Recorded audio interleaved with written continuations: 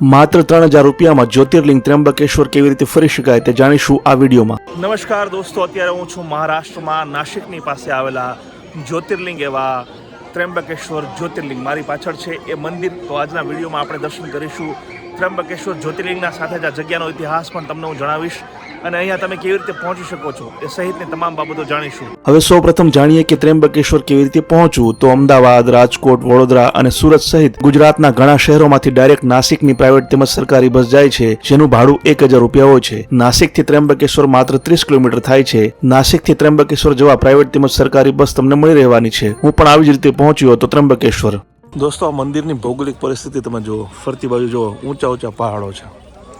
આ મહારાષ્ટ્રની ગિરિમાળાઓ છે, એની વચ્ચે જ ત્ર્યંબકેશ્વર જ્યોતિર્લિંગ બિરાજમાન છે।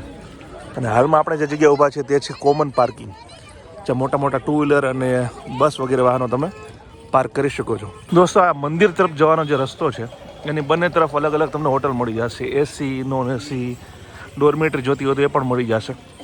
અને અહીંયા જો રૂમના ભાડાની વાત કરીએ તો નોન એસી રૂમનું જે ભાડું છે એ 500 રૂપિયાથી શરૂ થાય છે અને એસી રૂમ જે છે તમને 800થી 1000 રૂપિયામાં મળી જશે, બેઝિક રૂમ। બાકી તમારે પછી જે મુજબની ફેસિલિટી જોતી હોય એ મુજબ તમારે ચાર્જ ચૂકવવા પડશે। અને અહીંયા ઘણી બધી ધર્મશાળાઓ પણ છે, પણ ધર્મશાળાઓ હંમેશા ફૂલ રહેતી હોય છે, એટલે ત્યાં રૂમ મળવી થોડી મુશ્કેલ છે। દોસ્તો, મંદિરની આગળ પૂજાપાની વસ્તુઓ, આવા ટી શર્ટ વેચતી વસ્તુઓના અનેક નાના મોટા સ્ટોલ છે। તમારી જરૂરિયાત મુજબ તમે ખરીદી શકો છો। માળા છે, પછી જો આવી બેગ છે, નાના ડમરૂ છે, પછી આ કિચન વગેરે વસ્તુઓ જે છે। ટૂંકમાં મંદિરની આસપાસ દરેક જગ્યાએ જેવા સ્ટોર હોય એ મુજબના સ્ટોર અહીંયા પણ છે। જો સ્ટોલ નાના નાના નાખેલા છે લોકોએ। જો તમારે શંખ વગેરે લેવા હોય, શિવલિંગ વગેરે સ્ફટિકવાળી, એ પણ અહીંયા છે જુઓ। અને મહાદેવના શરણમાં તમે આવ્યા હોય ત્યારે કપાળ પર આવી રીતે ચિહ્ન દોરાવવું એ જરૂરી બની જાય છે।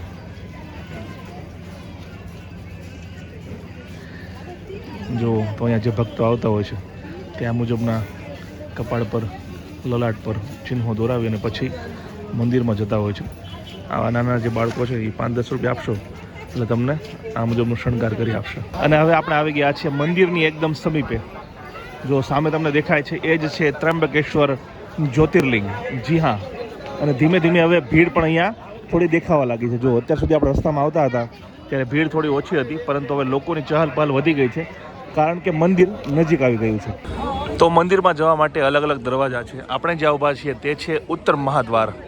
તો તમને જે નજીક પડતું હોય ત્યાંથી તમે જઈ શકો છો અને દર્શન કરી શકો છો ત્ર્યંબકેશ્વર જ્યોતિર્લિંગના।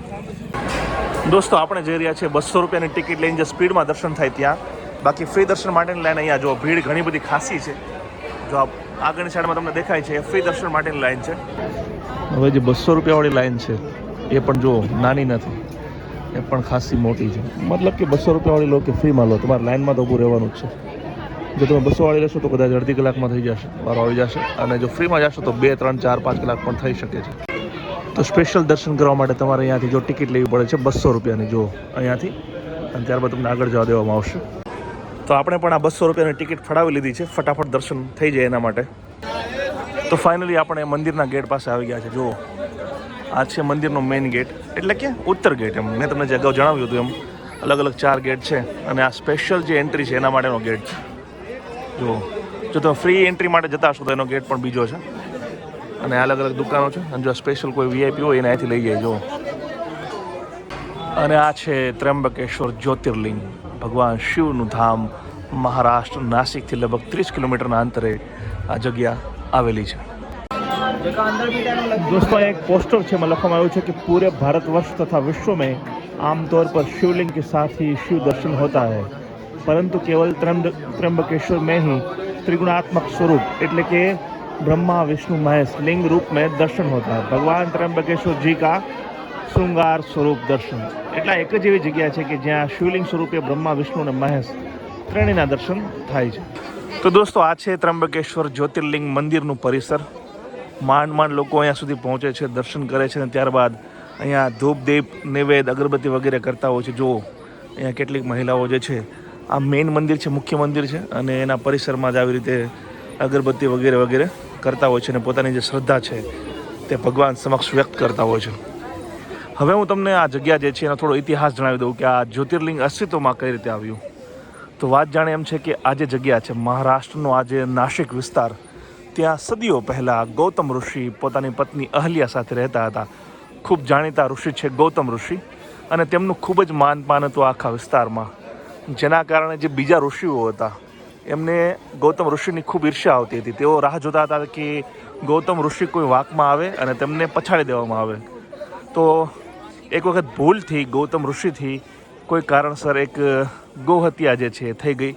એમાં તેમનો કોઈ હાથ ન હતો, એમાં તેમનો કોઈ ઉદ્દેશ્ય ન હતો, પરંતુ આ એક ષડયંત્ર હતું અન્ય ઋષિઓનું, અન્ય જે લોકો હતું એમનું, અને તેમણે ગૌહત્યાનું પાપ જે છે એ લગાવ્યું ઋષિ ગૌતમ પર, અને એવું કહ્યું કે જો તમે આ વિસ્તારમાં ગંગાને અહીંયા લેતા આવો, ગંગાજીને, તો અમે તમારી જે આ ગૌહત્યા છે એના પાપમાંથી તમને મુક્ત કરીશું, તમે મુક્ત થયા છો તેવું માનીશું. તો ગૌતમ ઋષિએ ભગવાન શિવની આકરી તપસ્યા કરી વર્ષો સુધી, અને તપસ્યાના અંતે ભગવાન શિવ જે છે તે પ્રસન્ન થયા અને કહ્યું કે માગ તારે શું જોઈએ છે. ત્યારે ગૌતમ ઋષિએ કહ્યું કે ભાઈ તમે જે ગંગાજી છે એનું અવતરણ અહીંયા કરો. ત્યારબાદ ભગવાન શિવના કહેવાથી ગંગાજી અહીંયા આવ્યા. તો ગંગાજીએ એવી શરત રાખી કે જો આ જગ્યાએ શિવ પણ નિવાસ કરશે તો હું અહીંયા પ્રગટ થઈશ નદી સ્વરૂપે. આખરે શિવ પણ માન્યા કે ચાલો હું પણ અહીંયા જ્યોતિર્લિંગ સ્વરૂપે બિરાજમાન થઈશ. ત્યારબાદ અહીંયા ત્ર્યંબકેશ્વર જ્યોતિર્લિંગ જે છે, આ સામે આપણે મંદિર જોઈ રહ્યા છે, તે અસ્તિત્વમાં આવ્યું, અને જે ગંગા નદી છે તે આ વિસ્તારમાં ગૌતમી તરીકે અવતર્યા, અને ઘણા બધા લોકો આ નદીને ગોદાવરી પણ કહે છે. એટલે કે ગોદાવરી નદી જે છે સાઉથમાં, અહીંયાથી થઈને સાઉથમાં જાય છે, તેનું ઉદ્ગમ સ્થાન પણ આ જગ્યા છે. એટલે કે ત્ર્યંબકેશ્વર જે છે ત્યાંથી જ ગોદાવરી નદી શરૂ થાય છે. દોસ્તો, ખૂબ ઓછા લોકો જાણે છે કે મુઘલ બાદશાહ ઔરંગઝેબે દેશમાં જે અનેક મંદિરો તોડી પાડ્યા હતા તેમાંથી આ જે ત્ર્યંબકેશ્વર મંદિર છે તેનો પણ ધ્વસ્ત કર્યો હતો, અને જે શિવલિંગ છે, મેઇન શિવલિંગ, એનો નાશ કર્યો હતો. ત્યારબાદ જે મરાઠાઓ, જે રાજાઓ થઈ ગયા, પેશવાઓ, તેમણે ફરીથી આ મંદિર બનાવ્યું અને શિવલિંગની સ્થાપના કરી. બાકી જો ઔરંગઝેબનું ચાલ્યું હોત તો તેણે આખું મંદિર ધ્વસ્ત કરી દીધું હોત. એણે પ્રયત્નો ઘણા કર્યા હતા, પરંતુ શિવનો મહિમા એટલો મહાન છે કે ફરીથી આ મંદિર બેઠું થયું, અને આજની તારીખે હજારો ભાવિકો મહાદેવના દર્શન કરીને ધન્યતા અનુભવે છે. તો દોસ્તો, ખૂબ સરસ મજાના દર્શન થઈ ગયા છે ત્ર્યંબકેશ્વર જ્યોતિર્લિંગના. 200 રૂપિયાની ટિકિટ લીધી છતાં પણ મારે 2 કલાક સુધી લાઇનમાં ઊભું રહેવું પડ્યું. તો તમે સમજી શકો છો કે ફ્રીની લાઇનમાં કેટલો સમય લાગશે, પણ શાંતિ રૂપે દર્શન થઈ ગયા, સૌથી મોટી વાત છે.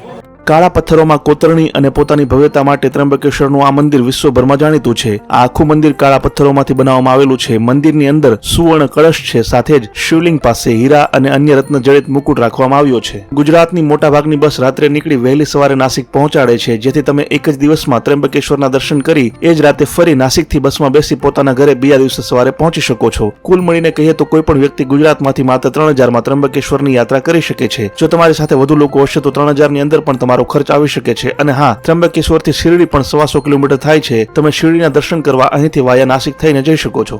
તો દોસ્તો, મને આશા છે કે મહારાષ્ટ્રમાં આવેલા જ્યોતિર્લિંગ એવા ત્ર્યંબકેશ્વરનો આ વિડીયો તમને જરૂર પસંદ આવ્યો હશે. વિડીયો પસંદ આવ્યો તો લાઈક અને શેર કરો, અને આવા જ વિડીયો આગળ પણ જોવા માટે મારી યુટ્યુબ ચેનલને સબસ્ક્રાઇબ કરી લો. જો તમે આ વિડીયોને ફેસબુક પર જોઈ રહ્યા છો તો મારા પેજને લાઈક અને ફોલો કરી દો. જય જય ગરવી ગુજરાત, જય હિન્દ.